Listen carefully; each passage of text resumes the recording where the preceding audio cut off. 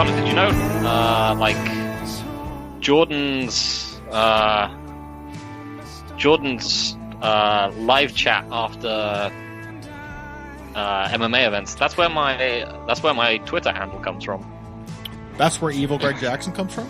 Yeah, man. That's also, this is how you do nicknames, Jordan, because I also know that Schwan Humes got his Twitter handle from something that maybe Black you Jordan said. Breen. It's Black Jordan Breen. Yeah.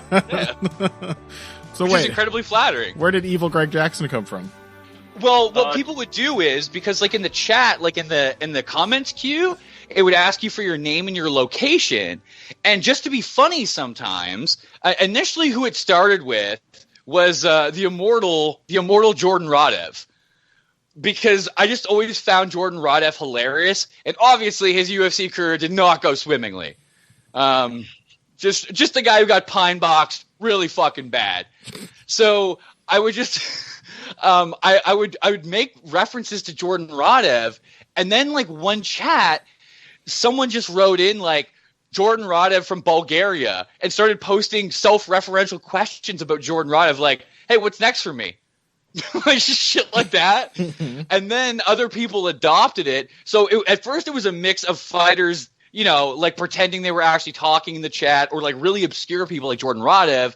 But then it developed into like a whole other like spin-off thing where like, you know, Greg Jackson's a mad scientist or whatever, or obviously infamously, you know, Greg Jackson being the sport killer. So it just became Evil Greg Jackson. I've actually told Greg about Evil Greg Jackson, and it deeply amused him. Okay. That's good. That is excellent. He's like maybe the least evil human being in all of MMA, but like still evil Greg Jackson. I still preferred when he, used to like care. I get the strong sense that he doesn't give a shit anymore, but I still have a lot of respect for Greg Jackson. I mean, you can't exactly blame him. Well, right. His gym is, look what he's got to work with now. All he's got is John fucking Jones. All right, let's get rolling. You guys ready? Yep. All right. Oh, real quick before you do it. Yes. After this fight, I am going to run out and check for the package again. That's fine. Which No problem. It definitely should be there, and then we'll go on to the next two. That is no problem. Awesome, Possum. All righty. Well, with that, we begin this latest episode of Heavy Hands. Welcome, as always. I am your host, Connor Rebush, joined, as always, by my intrepid co-host, Philip McKenzie. Phil, what's up? Not too much. Still surviving the lockdown. Society is about, what would you give it on percentage wise about how far society has crumbled over there? We're pretty civilized. So I think we started at probably above 100% compared to you guys. So I'd say we're probably at like 98. Okay, that's pretty good. So a loss of about 80%. Is that what you're suggesting? All right, well, that's great. That's great news. I am coming to you right now from the inside of a dumpster. I have managed to wire my entire computer setup to the side of a local Radio Shack. Yes, we still have those in Cincinnati, Ohio. And things are going great, to be honest. This is pretty much the best I've felt in a long, long time. But not because of my living situation. I am so pleased today because, we're doing another commentary episode for you all. We actually got, Phil, we got pretty good reactions to that. People seem to really enjoy it. I think people are really looking for things to watch and distract themselves in this time. So it seems like it's perfect for quarantine season. But the other reason I'm so excited is that to avoid any future confusions between men such as Pete Williams and Mo Smith, we have brought on the MMA encyclopedia, the man with more bizarre, esoteric knowledge of this bizarre and esoteric sport than anyone else I know, the one, the only, Jordan Breen. Jordan, thank you so much for joining us, man. It's a pleasure to be with you. And also, since you mentioned living in a garbage can, are you aware of who the new pitchman for Squarespace is? Why would I be aware of that? No. Because they have massive YouTube pre-roll ads that are 2.5 minutes long for Squarespace.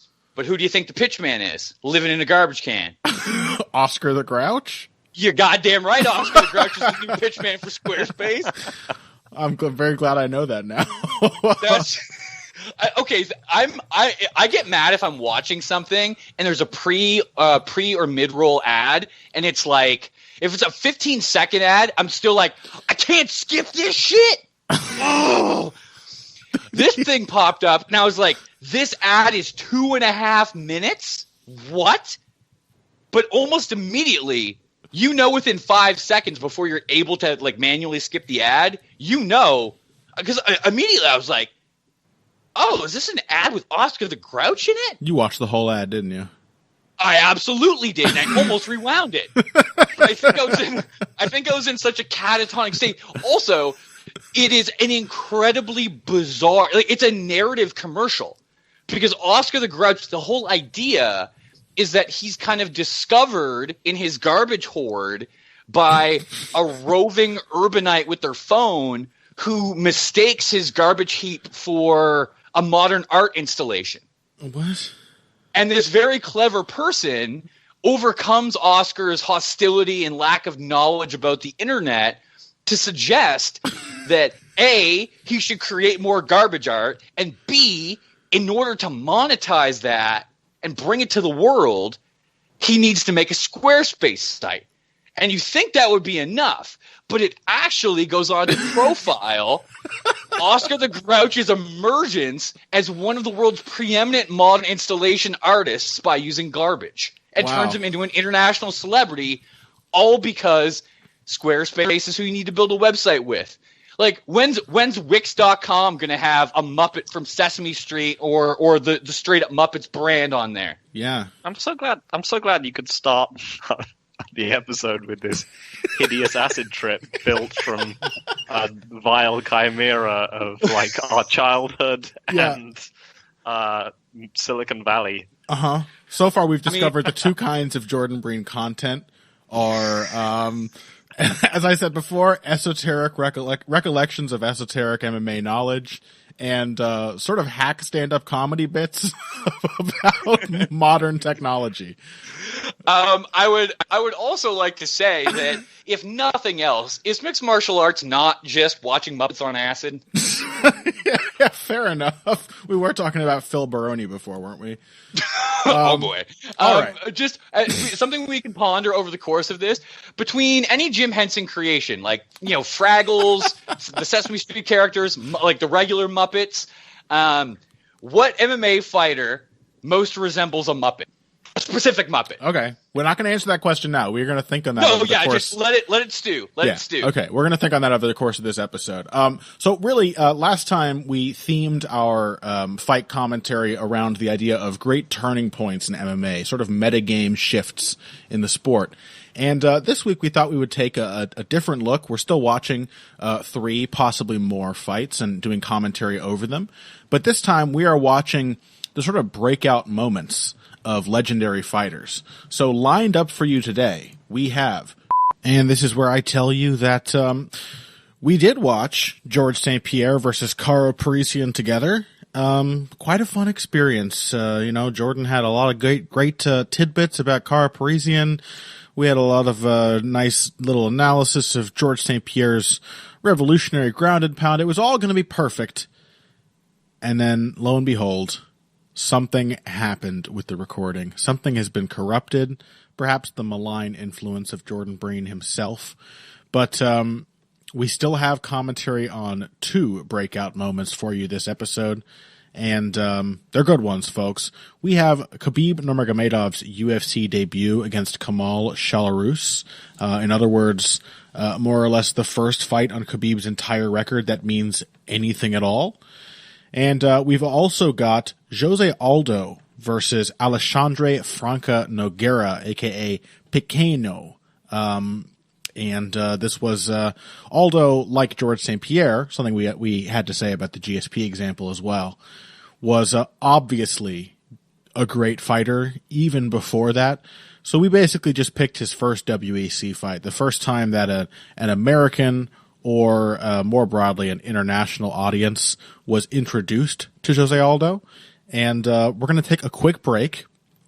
And when we come back, we're going to get into the first of those. Khabib versus Shalorus, Aldo versus Nogueira. Great fighters announcing how great they would someday become after this. Hey everybody, thanks for listening to this week's Heavy Hands. If you like what you hear, please consider pledging to support the podcast on Patreon. Patreon is basically continuous crowdfunding. You sign up to contribute a certain amount per month to help us with production costs and the like, and in return you get rewards ranging from a mention on the Heavy Hands website to a question or topic of your choice being discussed on the show.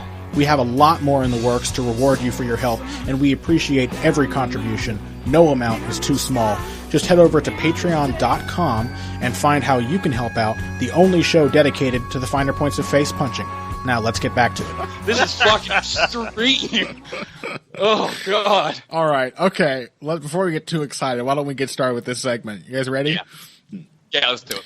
All right, welcome back to Heavy Hands. We are still here with Jordan Breen. We're having a grand old time, folks. None of us are even remotely stir-crazy. None of us have any sort of pent-up sexual or rage-fueled feelings that just screaming to be released. We're all doing great, and in that spirit, we are ready, I think, to watch Khabib Nurmagomedov's UFC debut against Kamal Shalorus, who many of you have probably forgotten by now, but had a little hype, we can talk as we get into this about how well deserved that hype was, but a little bit of hype at the time.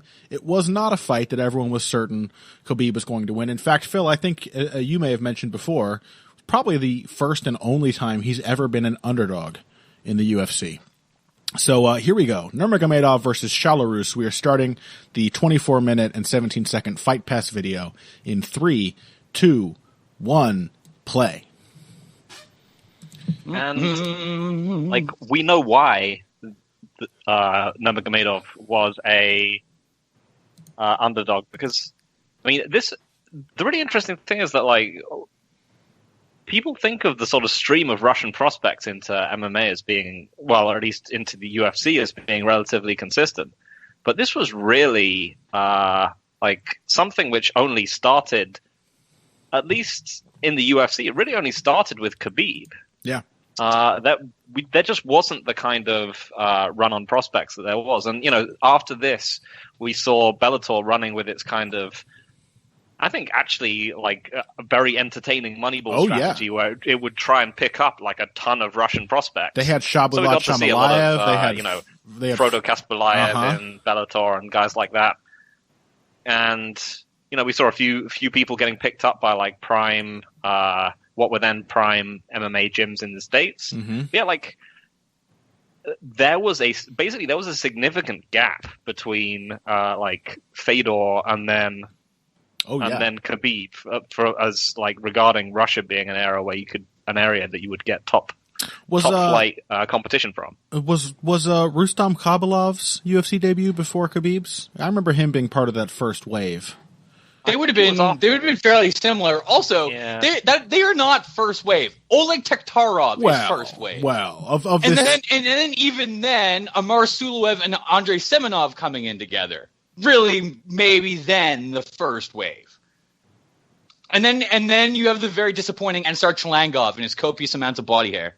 You know what, Jordan? We brought you on for your historical knowledge, but don't you tell me what the waves are, all right? Well, you know what? I'll tell you another thing that y'all done fucked up. Gleason Tebow closed anywhere from a minus 160 up to minus 210, and that makes sense because it was the first and only time Khabib was Tebow beat Khabib Nurmagomedov. Right, first and only time Khabib was justifiably an underdog. Yes, that's right. Although that's a fight where, in all honesty, no one really won. Well, just two strong men having some hugs against the fence. like I said, we watched it again at some point, and it's a surprisingly violent fight. It wasn't as bad. Yeah. Well, it's more violent for a Tebow fight. You know what would make a Tebow Nurmagomedov fight really violent if you injected it into the modern context and imagine it in the era of Corona. Yeah. I think, honestly, though, I do think the fact that it was Tebow versus the rare opponent who really insistently wanted to get close to him, it actually made it sort of more, there were more clashes, I think, than have stuck out in our collective memories.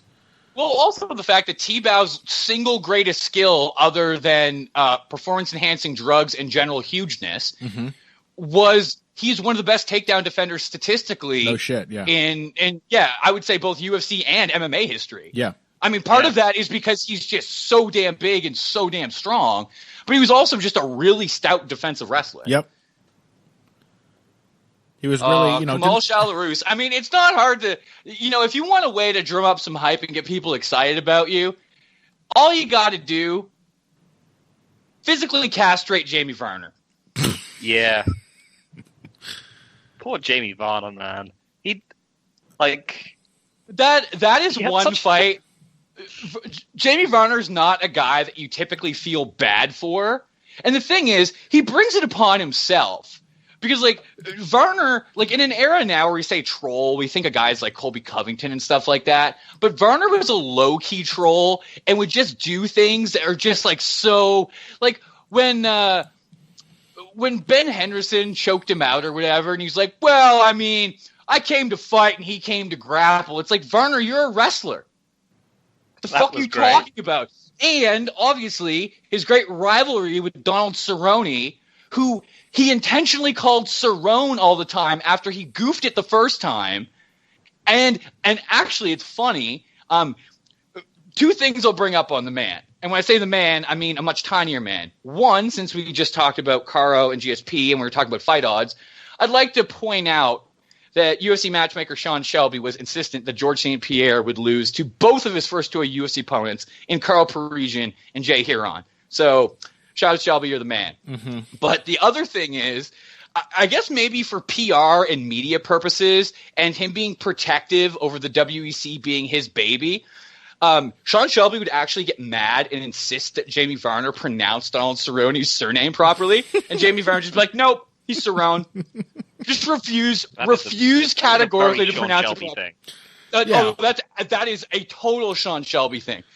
That's something everyone gets on, Joe Silva for being a historic know-it-all and being incredibly just mouthy and unnecessarily cutting and super persnickety and that kind of thing. But Sean is someone who gets rankled by really bizarre things like that. And he's someone that Joe Silva gets hyper argumentative, but it's over always things where even if it's clearly a matter of opinion, Joe Silva loves to argue from the position that it's fact. We are Sean Shelby just loves to get defensive over things. Round one now. Go now. We're 4 seconds in. Sorry, didn't want to cut you off there, Jordan. No, it's all good. I saw our boys were about to walk out. Khabib in the head rush shorts. Shout outs to John McDessie and his brother's money scam. Can I say, because I haven't seen or thought about him in a while, Kamal Shalorus has a real character actor's face, doesn't he? He's got a real striking face. Something that I actually wanted to bring up when we were seeing the Armenians in the last fight. Did you know that I just found out the other day, Roman Matichian is now a highly accomplished, TV and film character actor and stuntman. He has an extensive IMDb bio. I just found this out the other day and was shocked. It's always the ones you don't expect who go on to have the genuinely successful Hollywood careers. You mean Tate Fletcher, who has prominent roles in a prominent background role in the greatest television show ever, Breaking Bad, that? Ooh, isn't Keith Jardine also in Breaking Bad at one point? Yes, he gets his ass kicked by old Hank Schrader. That's right. Yeah. Gina Carano was the only one that we should have probably seen coming, having a successful acting career. Well, the thing is, after her first movie, Haywire, it was so bad, and they literally had to dub her voice over, even though she's a native fucking English speaker, that you kind of thought, okay, this isn't going to work. Why didn't they do that for Ronda Rousey's acting role? That's what I want to know. That's a damn good question. Someone else who's physically incapable of delivering a convincing line. It's interesting to see at this point in time how you see the rudiments of Khabib's game now, but he's much more willing to back up, much more willing to just throw single counters. He just got hit with a lead left hook by Shalorus there. This is still often a way he opens fights. Even today, he has a habit of letting his opponent push him around in the first minute or two.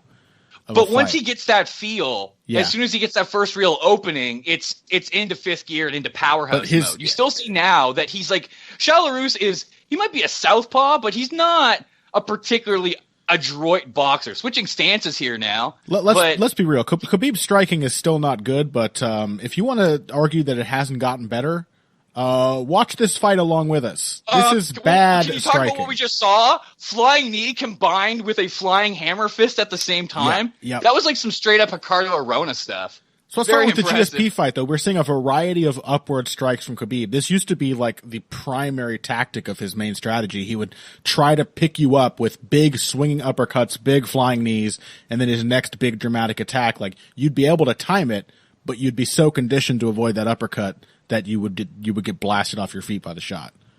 Even if we want to make jokes about Kamal Shalorus's vaunted and non-existent Olympic wrestling credentials, it is notable here that so many times he's running forward with either his arms. Left hook and just Donkey Kong on him. Monkey punches. Shalorus trying to stand up and getting dropped twice with miniature uppercuts. It's amazing that he just withstood that barrage. It looks so much less attractive than GSP's, but I think people do still underrate that Khabib is that kind of athlete. He's so fast. He's so strong. Yeah. He's crazy durable. He has a really bizarre kind of quiet strength where, like, sometimes guys do get up on him because obviously there's fights, like Abel Trujillo or whatever, where, you're setting like fight metric breaking records. Yeah.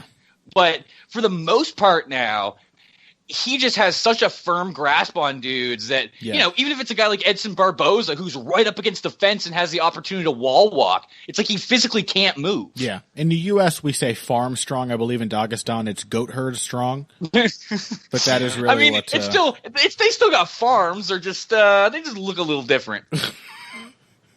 But yeah, like, you can see these things. Like, his heinously ugly striking. These left hands. Look at that uppercut. Look at that uppercut Khabib just threw. Oh, that's like Jeremy Stevens times 10.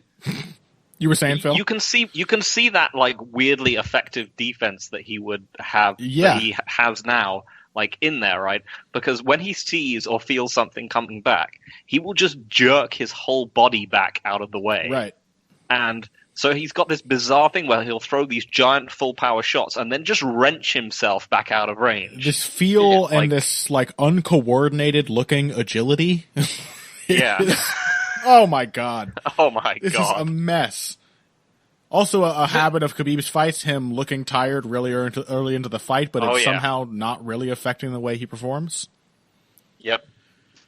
Yeah, I always think that's an interesting distinction to make, too, is the difference between a guy who's obviously tired but can keep fighting, right, and a guy who's straight up like Mark Coleman level, he's physically turned purple in his gas. Yes. And I think the difference being that one person is still able to affect offense while being very sweaty and obviously more labored in breathing, but it doesn't drastically reduce their performance, versus someone else who just physically is completely on timeout. Yeah. And I think, honestly, it comes down to having a baseline of old school, like, boxer-style cardio, of, like, a shitload of road work or a shitload of biking or a shitload of swimming. Because, like, there are people like Aaron Pryor, for example, who, whatever you may think about his suspiciously mixed drinks in certain fights. Peppermint schnapps, baby. The secret to winning big fights. Historically had great cardio, but the thing is, he would get tired because he fought like a maniac. But then he would just go on the back foot for a minute or two. He would fall because he would never run out of that really long-term cardio that humans are really built for. The explosions he'd have to recharge, but he could recharge his explosiveness by relying on his long-distance marathon kind of cardio. Some of these uppercuts Khabib is throwing in this fight are just shocking. That's just shocking. I'm also I'm sad for Kamal in that he did something that was good. Like, he feinted Khabib up against the cage, and then hit him with a body shot, and then sprawled on the takedown that came afterwards, and then just got clobbered when he tried to disengage, and then got Donkey Kong. Man, the absurdity of that chain wrestling from Khabib, like, not one of those was a clean takedown attempt. It's just so rapidly switching direction between one attack and the other that Shalorus just got totally overwhelmed. It's a real pressure wrestling style. that entire round it's so weird to watch two dudes who, if like this is why, to the untrained eye, like a lot of people would look at the UFC and just be like, dude, these guys are not high level athletes. Like this just looks like some world star action. Yeah, it's true, man. It's a slightly ugly fight. Let's be real. Yeah. But yeah, you were mentioning Kamal's fight with Varner. I still feel bad for Varner because he had such a sort of, after his time as being a complete dickhead, he started to collect just these hideously unfortunate fight outcomes. You know, it started off with him getting his orbital broken by Cerrone, and then him getting like one of the most bizarre performances I've seen in that fight against Shalorus, where all Shalorus did was throw like hard inside leg kicks that ended up going right into the groin, and he just never stopped. No, would not stop. He got docked points. He just kept kicking Varner right in the dick. It's also funny too because Varner's face, every time he gets hit, like when he starts getting hit multiple times in the groin, and there's other groin shots in that are very obviously to the cup that don't get called, but every time he's getting hit in the groin, he goes from looking like frustrated and in pain to just looking like depressed and upset, like he's reconsidering his entire career in cage fighting. And then, of course, most recently, the bizarre ankle injury against James Krause. Yeah, exactly. Yeah. Did he get his foot caught between the mat and the cage and twisted it, or I can't remember what happened there? I think he just rolled it. Yeah. Oh, dude, the biggest one of those is still Rich Franklin and Aaron Brink, or not Rich Franklin and Aaron Brink. Rich Franklin and is it him and Aaron Brink? He gets his foot stuck in the cage. That was because that was absolutely brutal. Like he went down to the ankle into the cage. As we go through this, what's your favorite cage mishap ever? Oh no! I think there's one clear answer, but who was the guy who fell out of the cage? James Irvin. That's the correct. Yes. Because the California State Athletic Commission forgot to lock the door and they ran straight into it. I don't remember that at all. Yeah, it's on the first Strikeforce card. Damn, I truly don't remember that. I have to go back and rewatch that. I think it's him and Krzysztof Shashinsky. Is that right? I was going to say Bobby Southworth for a second, but I don't think that's right. More recently, someone got their foot caught in the cage and lost the fight as a result of it. It was Ellenberger, right? Yeah. Masvidal? Yeah. Jake, during the sad period of Jake Ellenberger's career, which now feels like it was actually most of his professional career at this point. Well, Jake Ellenberger has a pretty good career now since he works professional security detail for Lorenzo Fertitta. Hell yeah. Which I consider a pretty sweet gig. He just has to beat up local business owners as Lorenzo's shaking them down. Yeah, I mean, hopefully none of them tries to punch him back. Jake Ellenberger is the toughest member of the Nebraska mob now. Just hopefully no pizza parlor owner tries to take a swing back at him and they find out that he has no chin. That's our first weird stand up. Oh, okay. Shalorus was getting clobbered from the bottom. Thanks, Mario. Oh. I was actually right on my second attempt there. It was Bobby Southworth, and it was it was a bit later. It wasn't the first card. That was the first card that happened on. But no, it was in 2006. It was Irvin and Southworth. This Khabib striking is really unattractive. It's so fucking ropey and. I mean, when he actually is able to get Shalorus down clean. He is landing really effective shots, but Shalorus still has enough to get up largely stuff, even a lot of the chain wrestling. So it results in these just protracted, gruesome, untechnical winging battles. Yeah. Even on the feet, he's always been an effective striker. He's so quick. Oh yeah. And I want people to understand this. When throwing an uppercut, physically trying to leap Mario style up off of the ground, that's not how you generate power for an uppercut. You want to stay low. You don't want to stand up really tall pretty much ever unless you're throwing a flying knee, and a flying knee is inherently risky for that reason. But it just doesn't matter. Khabib has this awful fucking technique, but he's so quick. Yeah, the only time like an uppercut standing straight up is going to work is if you're on some Dan Henderson hockey fight action, because then you actually have to control the head at the same time with a collar tie. Right, that's the difference. And so it makes sense. I would say on the inside in general, standing up tall has some different properties. When you're in clinch range, then it changes. Well, I mean, if you have a double collar tie, I mean, you look at a lot of Anderson Silva's best work. He's so tall that he was able to stand up very upright and rigid and do a lot of damage. People get up on their tippy toes in that double collar tie. But yeah, when Anderson would like just go back into like almost like he was getting into the starting blocks for a race. Yeah. And you would see like a dude like haplessly going for his legs, and it would slow down in a Matrix time. You're like, oh Jesus, this dude's about to lose his face. This is horrible. Here we go. I gotta say, oh my Jesus Christ. The ugliest punches imaginable. Look at what his opposite hand does whenever he throws one of those left uppercuts. I mean, as we're talking about uppercut too, I think it's notable now that I think Nurmagomedov's right uppercut is one of his best punches, and he can get it in at like multiple ranges and in sneaky ways and with like proper mechanics. When you look at how he's throwing these uppercuts in his fight, I mean, you can't even call it an uppercut. It's kind of like, it's almost like a part bolo punch, part uppercut, but like he's throwing it like his hand is coming from a position where it looks like he's wiping his ass, and he's like whipping it across his body. It's like he's had a similar progression to Korean Zombie in that like many of his striking tactics, the ideas have remained the same. So he's always had the idea of how this weapon works, but boy has the technique gotten much better over the years. Both of those guys were like wild maniacs who executed good ideas badly, and now they execute good ideas with good technique, or at least better. I would say one thing that's different about Chan Sung Jung though is even when you look back at his early fights in Korea and then going into Sengoku, he would be wild, but he would throw in, if not technically and mechanically proper combinations, then he would throw in smart combinations with like how he was varying the strikes. But I think that's true of Khabib too. It's just he's trying to set up other things.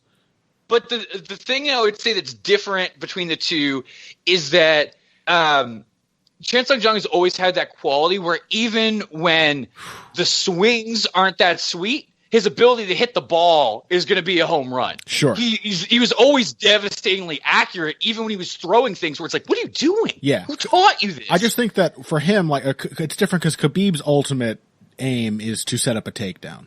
Like, his ugly striking is less designed for those combinations, but they both have that quality where they were craftsmen well before they were anything like technicians on the feet. They understood what they were doing. They've just gotten better at doing it. More so Chan Sung Jung, because he's now quite a technical striker. Yeah, it's worth noting that like Khabib's style kept him a lot safer than Chan Sung Jung's did as well. Yeah, no kidding. Like, the transition from those Garcia like fights, or at least the first Garcia fight, to like the pull counter that the Zombie used to kill poor Mark Hominick with. Mm-hmm. Like, he couldn't have learned that in that interim. I think I agree with Jordan. He would have these moments where you could see like good technique, like weaving in and out of the absolute madness. Just like even now, it's just now there are longer technical stretches, but there remain moments of absolute madness. Yeah, but those technical, that technical development and the way he had to do it put him in tons and tons of wars, which Khabib never had to really do, because Khabib could just burst across space and then in half a second and then had the fallback of being like twice as strong as anyone he was fighting, with the exceptions of T-Bow and Giant Slow Ginger Man. Mr. Pat Healy, beloved Pat Healy. He really does look young here, but how strong is Khabib's squeeze, by the way? The finish we just saw multiple times in replay, and I hope we're about to see again. Finishing that rear naked choke from not even close to full back control. I mean, it's still something we see now. Sure, and the other thing, too, is Khabib's, I mean, if you saw him just like in a beach or at a gym, you'd be like, all right, yeah, that dude's fitting in shape. But you wouldn't be like, dude, like, I bet this guy can pull mad weight. But it doesn't matter because he has functional bear fighting strength. Right. It goes back to what I was saying about like how you can just watch how he controls a physical body. And that's also the same kind of – well, I mean, a more extreme example. Demian Maia looks like your dad who still like eats a clean diet and works out every other day. But even though he's not a guy that you'd ever think of as a great athlete, when you see like Demian Maia like get someone's back and squeeze them, you're just like, oh, this guy's dead. Yeah. Like you can see the instant. Yeah. Dude, like when he made just that like blood snot rocket shoot out of Rick Story's face, it was just like, oh, Jesus. The rear naked choke he finished Matt Brown with was a one-arm RNC. Yep. Just gripped his collarbone, and the squeeze and the technique was so perfect. That from Khabib there was almost like a hybrid arm triangle. Like I think a lot of that choke seemed to come from the shoulder pressure. Mm-hmm.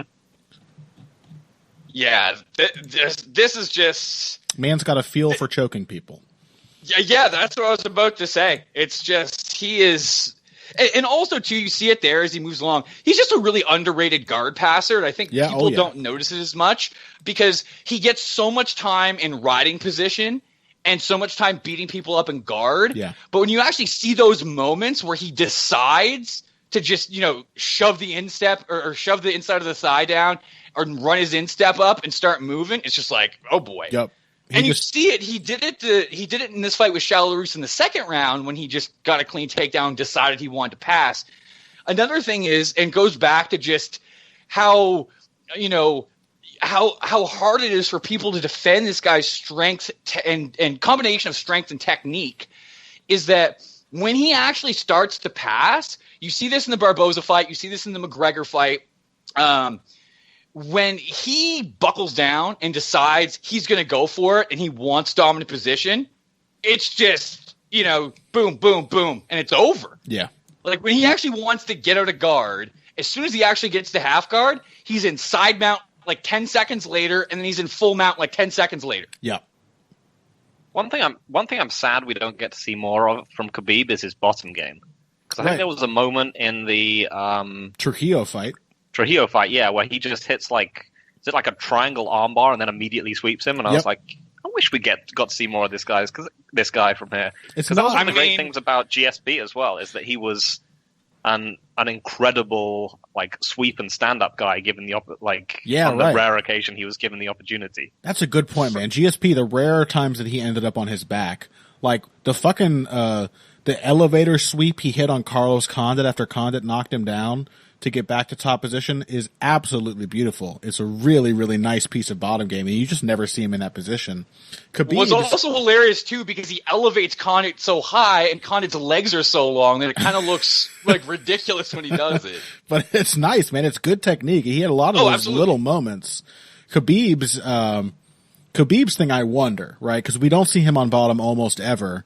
And what we saw against Trujillo is not dissimilar from the kind of like rapid fire bottom game we see from a lot of Russian fighters, a lot of sambists, and a lot of judo players as well, is like this quick attack. I wonder if he reaches a point like a lot of those guys do where he sort of gets frustrated and or runs out of ideas. Like if he really needs that early burst of momentum to lead to something. I suspect not. I mean, it's Khabib. I don't want to undersell his ground game, but I would have loved the opportunity to see more of it, more of him fighting from his back.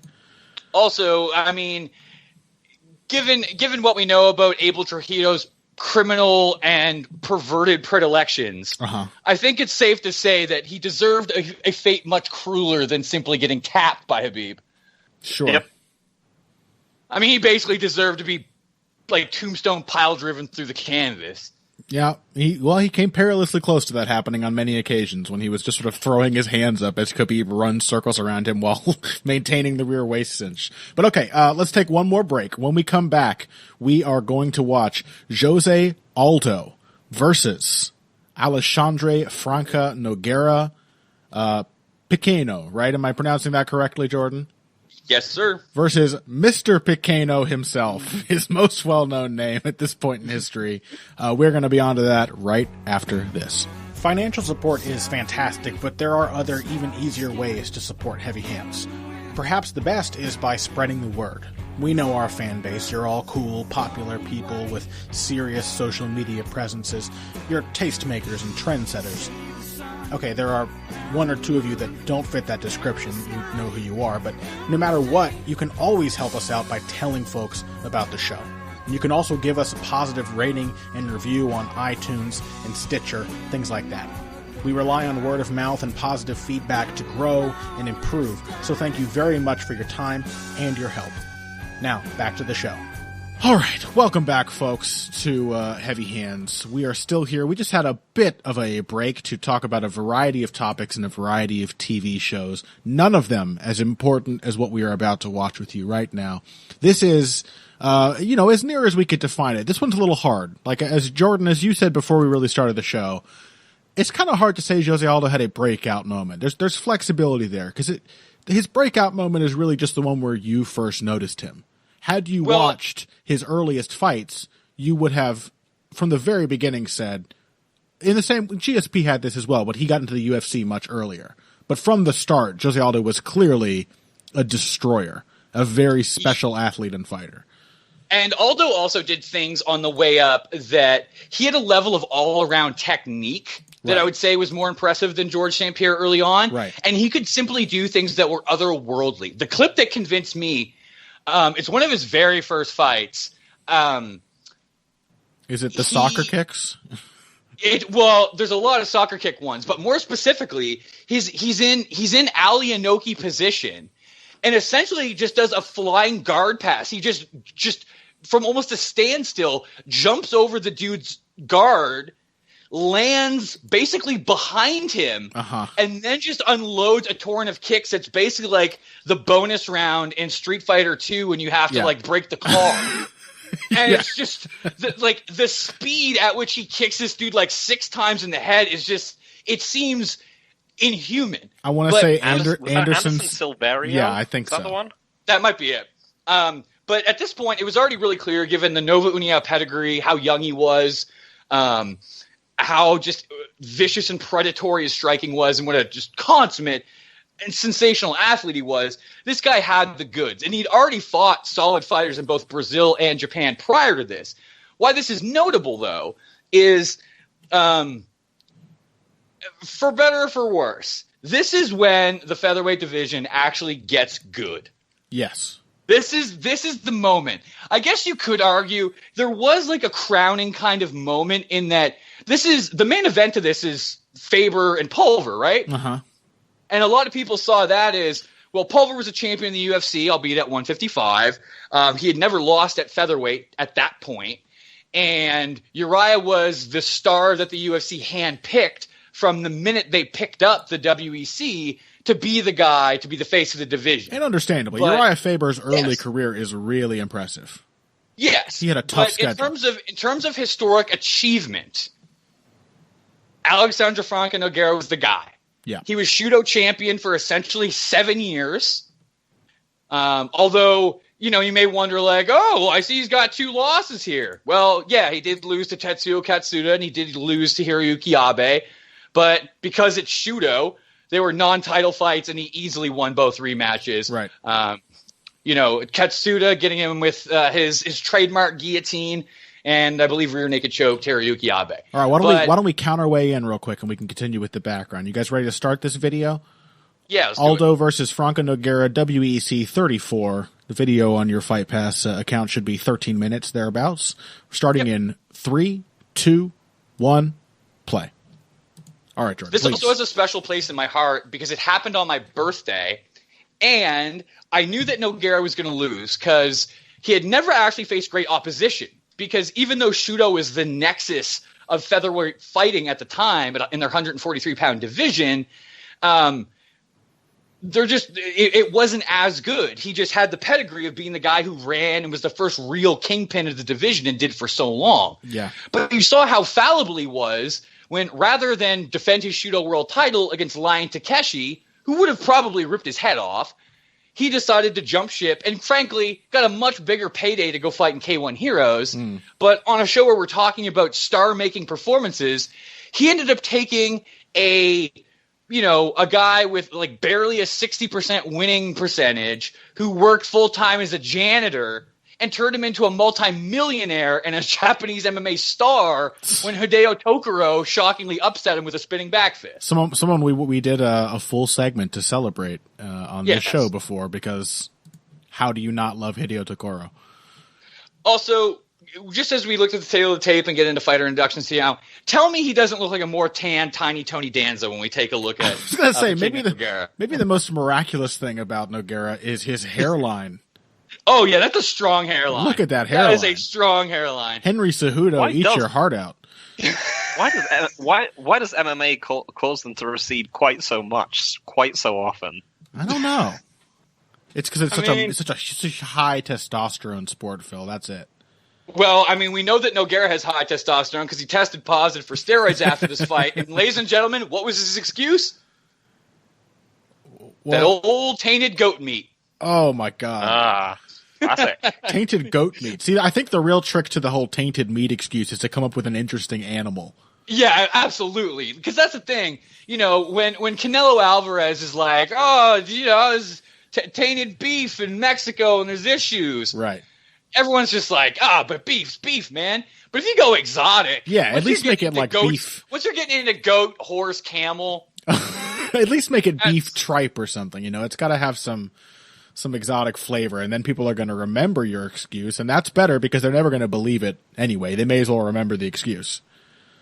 Yeah, we really need a center cage face-off for this. Uh-huh. Just so Steve Mazzagatti can hold some guys' wrists. I'm not going to complain about seeing the iconic Jose Aldo no eye contact stare down, though. That's the first be low-key one of the best pre-fighter rituals. Like, it's not Vanderlei's wrist roll, but, like, Jose Aldo's marching on the spot while staring at the canvas, and then periodically breaking into, like, the sprint on the spot. Yeah, I believe his story is that he got that from Fedor. Is that he admired movement, but he watched how Fedor never met his opponent's eyes until the fight began, and he sort of modeled himself after that. And Fedor did the same thing. He just sort of kept his eyes cast down, looked really sort of unassuming, unaggressive, and then the fight started and he woke up. Oh man, this is just so obvious immediately if you know anything about where either guy's at in their career. Like, you may be like, oh well, Nogueira's only 30. Keep in mind, he started fighting professionally when he was like 19. I mean, Aldo did as well, but I mean, this is just all they've done for the first 40 seconds is basically feint. And this just looks like a predator about to get it on National Geographic. Yeah. Aldo gets to just step forward and Nogueira has to leap backwards. He's so quick, Aldo. That counter knee. The takedown defense. Jesus. That is one thing I'll give Nogueira. Everyone just basically hypes him as a one-trick pony who just had like this fantastic guillotine, which he did have a fantastic guillotine, but he really was a sharp wrestler. Mm-hmm. None of it's going to matter here against arguably the best takedown defender in MMA history, though. Yeah, forget arguably. I'm going to go ahead and say the best. Oh, we got more of those up techniques. Little Khabib callback. It's a classic idea, not exactly executed. Again, you either need to be more subtle, as GSP ultimately became, or way more athletic. Watching this fight through 90 seconds, this reminds me of like any scene in Breaking Bad or Better Call Saul where Mike Ehrmantraut has to use a long-range sniper rifle, and he's so meticulous and just waiting for a shot. Look at that limp leg.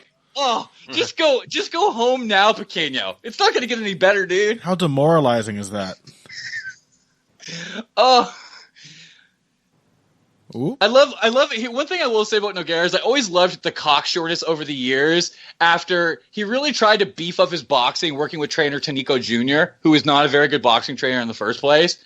But he always seemed to have this confidence as he like developed over the years that like, hey man, I'm not just a guillotine guy. You can catch these hands. That's right. And then you see it here and it's just like, dude, man, help yourself. Just sell out and like bear crawl for the takedown. But would that have worked?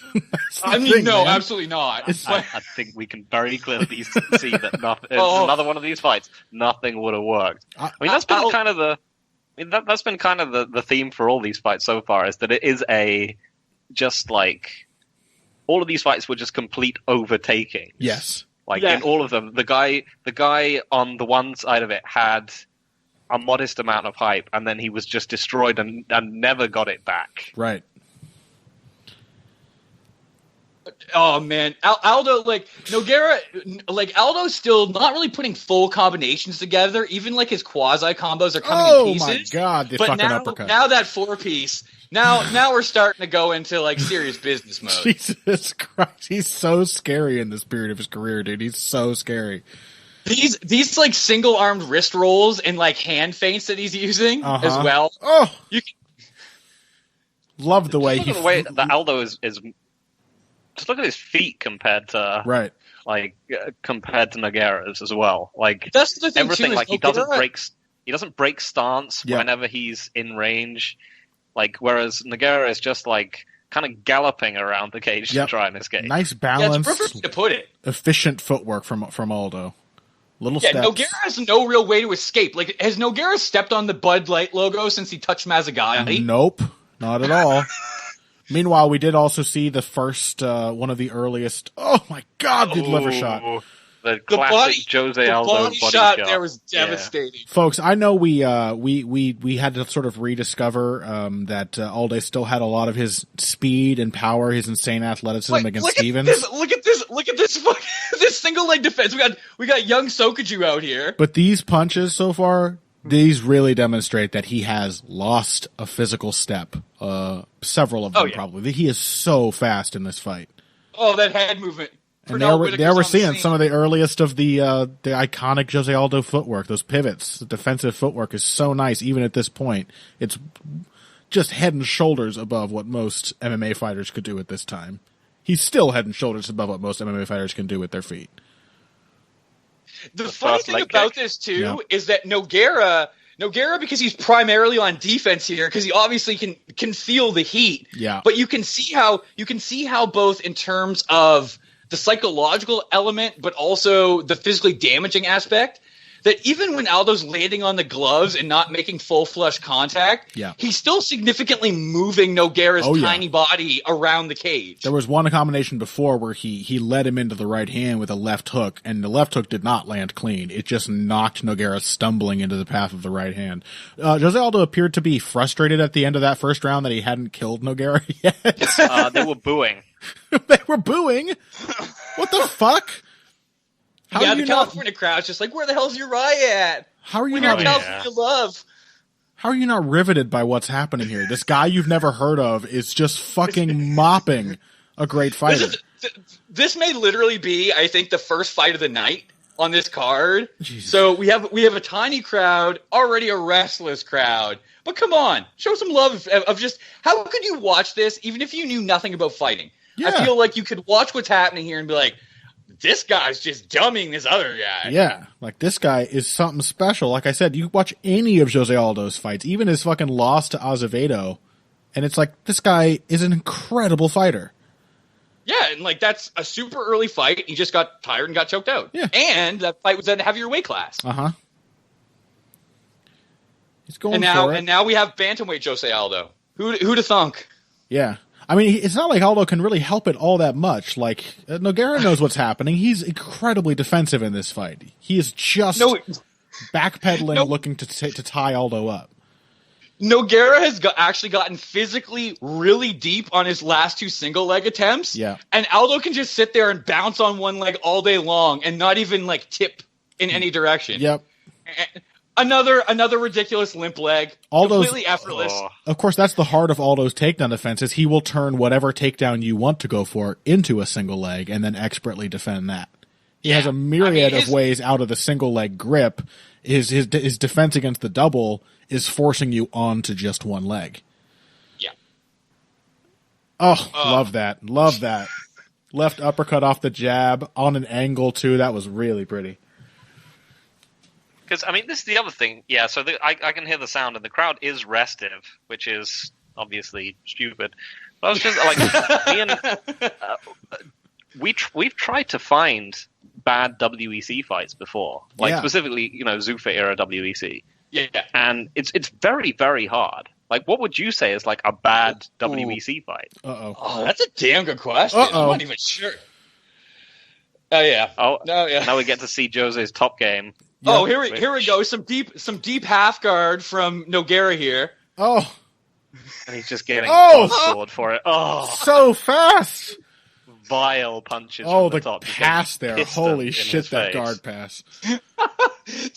And now Nogueira, a guy who's medaled at Abu Dhabi, now gets just like easily stepped into full mount when he tries to go for deep half guard, and is still hanging on to deep half guard as Aldo bloodies him up and just summarily punches his face in. I think he is mentally just waiting for it to be over at this point. Oh yeah, this is definitely just he just wants to go home and eat more of that tainted goat meat. Not to go full Joe Rogan, but and there it is. Justifiable stuff. I love how Nogueira looks up at like Mazagati like, really? But he does it, and he does it and then retracts it so quickly, like, bro, why'd you? Oh, I get it. Yeah, I get it. It was sort of a performative really. Yeah. Yeah. Not to go full Joe Rogan, but I did just last night watch a video of chimpanzees tearing apart a monkey.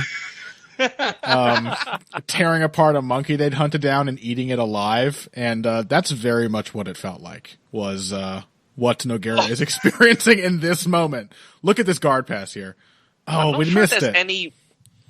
I'm not sure there's any Rogan to go fuller than comparing MMA to chimpanzees tearing things apart. Oh, and going back to us discussing athleticism earlier, Jose Aldo, full backflip off the cage with a twist. With a 180 twist. Yeah, eat shit, George. Yeah, seriously. Justin Gaethje can do that. What's wrong with you, GSP? None of these men have taken gymnastics for years, too. That's what bugs me about the GSP thing. I love He's done break. He recreationally breakdanced, and he's done gymnastics for years, and still somehow can't do a standing backflip. I believe the past tense is broke dance. I was literally about to make that joke too. All right. Well, this is surely way over the hour limit. I'm sure people in quarantine, those of you joining us, and thank you very much for still listening and supporting the show, won't mind that we're over the limit, but we may as well start wrapping things up while Jose Aldo does his little celebration there, and there the video ends. So today we watched 3 great moments in the early careers of fighters that would go on to be all-time great, pound-for-pound legends. George St. Pierre, Jose Aldo, and who the fuck do we watch in the middle? Khabib Nurmagomedov. You touched person. I'm a little touched. All right, don't rub it in. See, this is why we need you, Jordan. We need you to remember the obscure pieces of MMA trivia. Yes. Like, what fight did we watch half an hour ago? Yeah, this might scare you to hear, Jordan, but we brought you on for your functioning brain.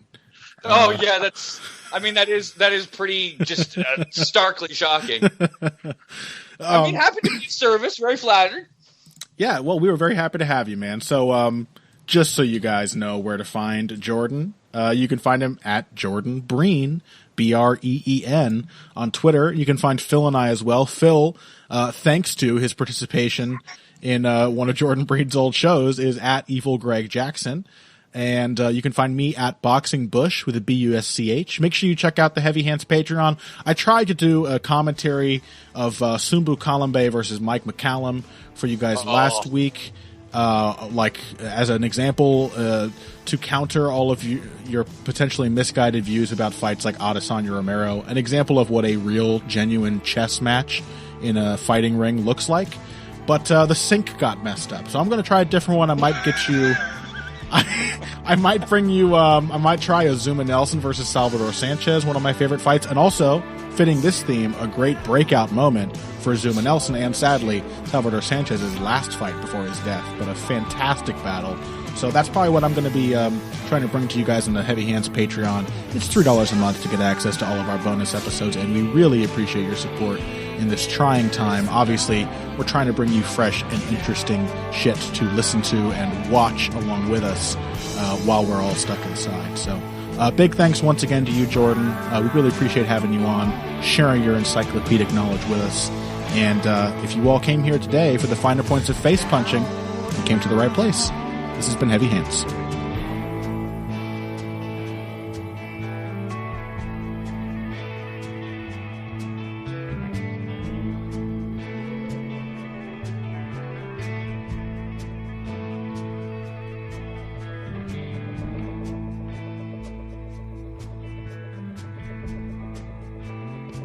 Alrighty. Good Sweet. shit. Cool, good shit. That was good fun. Yeah, that was great. One other Thank thing you. I want to run by you guys. I just thought of it because I got a message from Ben Cartledge and I showed it to him earlier. Uh-huh. Are you guys aware of a film called Tiptoes? No. This actually dovetails. Oh, with it's the Witherspoon Gary in a Oldman weird one. way. It's the Gary Oldman one.